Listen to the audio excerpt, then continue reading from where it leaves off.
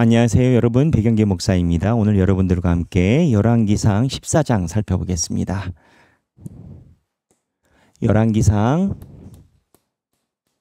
14장 1에서부터 20절입니다. 열왕기상 14장 1에서부터 20절인데 오늘은 여로보암에 대한 마지막 이야기입니다. 여로보암이 누구죠? 네, 남쪽에는 르호보암이 왕이 됐고 솔로몬의 아들, 여로보암이 북쪽의 왕이 됐습니다. 지도로 따지면 여기 이스라엘 북쪽이 지금 여로보암이 다스리고 있고 밑에는 르호보암이 다스리고 있죠. 이 부분 파트에 대한 내용입니다.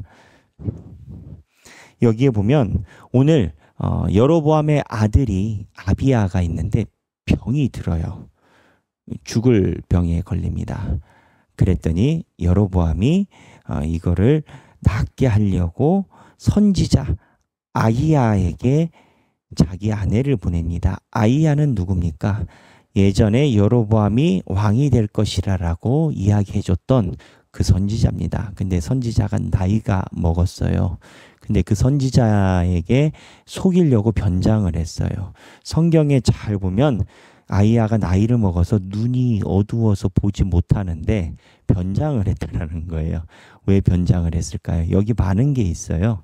여로보암이 자기를 하나님의 뜻으로 신탁을 세운 선지자를 그 세월 동안 교류를 안 하고 있었다는 거예요. 왜 교류를 안 하고 있었을까요? 하나님의 뜻이 그렇게 강하게 안 믿어지는 거예요. 사람들과 정치하는 데만 신경이 쓰니 믿음이 없는 거예요. 그러니까 하나님의 선지자와 가까이 하지 않은 거예요. 신앙 있는 사람들이 목사님이 좋겠죠. 신앙 없는 사람들이 목사님이 좋을 리가 있겠어요. 그냥 좋고 나쁨이 없는 거예요. 좋고 나쁨이 없이 무관심인 건 거예요. 신앙 있는 사람들이 목사님과 대화하고 하려고 하지 신앙 없는 사람들이 그러겠습니까? 지금 그 상황을 여로보암이 가지고 있어요.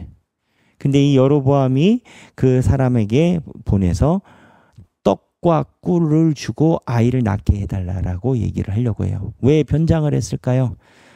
그래도 염치는 있어가지고 자기가 그동안 안 만났으니까 변장해서 딴 사람처럼 아들을 낳게 해달라고 구하면 왕이라는 걸 숨기고 이런 구함받아서 힘을 받으면 나을까 봐. 여로보암인 줄 알고 하면 안 해줄 수도 있잖아요. 나을까 봐 그런 건 거예요. 그런데 여로보암이 이렇게 갔을 때 아히야가 그 소리를 듣고 얘기를 하죠. 왜 다른 사람인 체 하느냐? 양심을 찌르는 거죠. 그리고 하나님의 뜻을 명확하게 이야기를 해요. 그리고 여로보암 네가 악을 행하고 8절입니다. 중요한 말을 하는데 나라를 다윗의 집에서 찢어내어 내게 주었거늘. 하나님 입장에서는 여로보암에게 나라를 줬어요.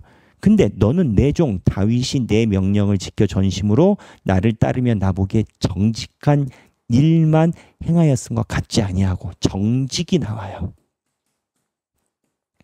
여로보암 보고 정직하지 않다라고 얘기를 합니다. 자, 그렇다면 여로보암이 정직했을까요? 안 했을까요? 성경에는 여로보암이 거짓말했다는 얘기가 없어요. 무슨 얘기냐? 우리가 생각하는 정직은 윤리적인 접근이에요. 그렇기 때문에 여로보암이 누구를 속이거나 뺏으면 정직하지 않다라고 얘기를 하잖아요. 그 정직이 없다라는 게 아니라 있어요. 근데 성경이 이야기하는 정직은 그렇지 않아요.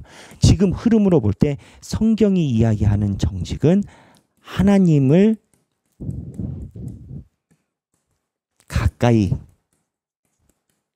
하느냐가 정직이에요. 제가 초두부터 이야기를 했죠. 오랜 세월 동안 아히야 선지자랑 교류가 없다고. 하나님을 가까이 할 생각이 없으니까 목사님을 가까이 할 생각도 없는 건 거예요. 여러분들이 저 만나가지고 시시콜콜한 농담 따먹게 하는 거 제가 본 적 없습니다. 저 만나면 얘기하다가 신앙 물어보고 교회 얘기를 하고 어떻게 해야 될까요? 이런 신앙적인 얘기를 그냥 누가 시키지 않아도 자연스럽게들 하셔요. 왜 그러겠어요? 백영기 목사가 뭐 잘생겨서 아무리 해봤자 저도 저 생긴 거 압니다. 하나님과 함께 가는 것에 대한 팁을 얻고 싶어서 한 거 아니에요.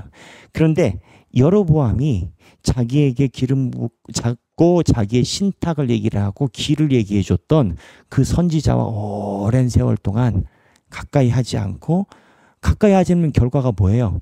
하나님의 뜻을 구하지도 않아요. 하나님을 믿는 자가 하나님의 뜻을 구하지, 하나님을 믿지 않는 자가 하나님의 뜻을 구하지는 않아요. 그런데 이거를 정직하지 않더라고요. 다윗은요, 여러분, 세상적인 입장에서 사고는 엄청나게 많이 쳤어요. 사람도 죽였잖아요, 우리야. 그것뿐만이에요. 다윗은 사고 친 게 한두 개가 아니에요. 하지만 하나님에게서 떠나지는 않았어요.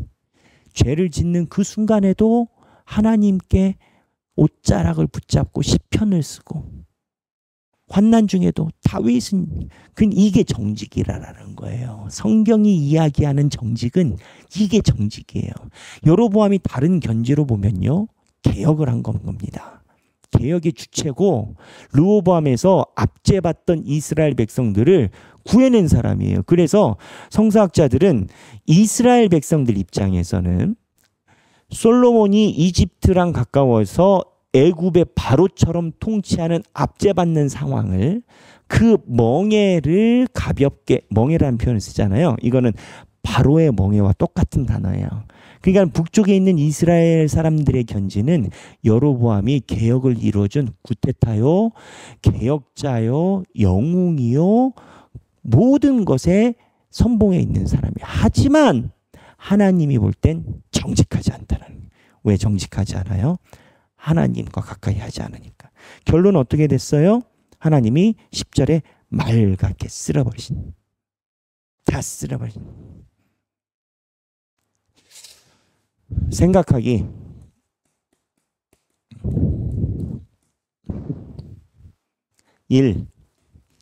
내가 생각했던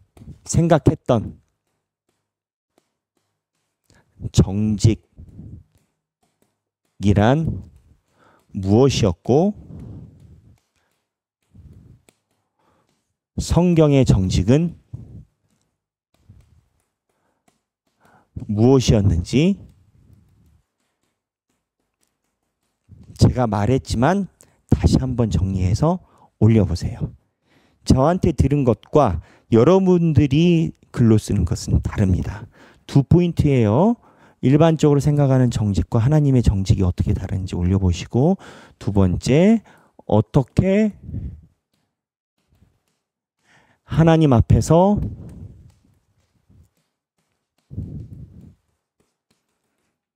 정직하게 살지,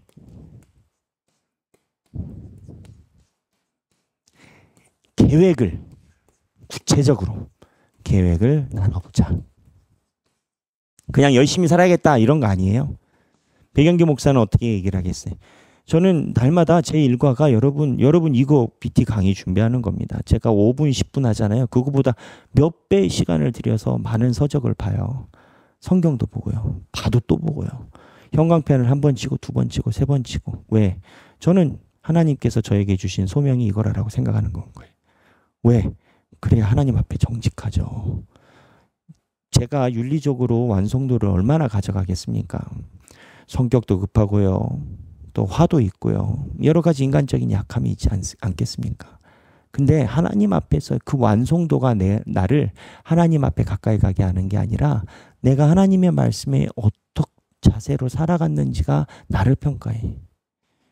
그래서 저는 저의 인생의 계획은 성경 66권을 여러분들에게 잘근 씹어서 이렇게 입에다 넣어드리는 거라고 생각하고 그러고 살아가고 있어요. 그럼 내 인생의 계획은 뭐냐?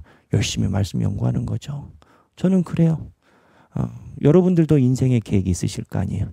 그거를 오늘 나눠보시면서 서로에게 힘이 되고 서로에게 올바른 기준이 되는 시간이 되면 좋겠습니다. 오늘 성경 열왕기상 14장 1에서부터 20절입니다. 행복한 성경 읽기 되시길 바랍니다. 감사합니다.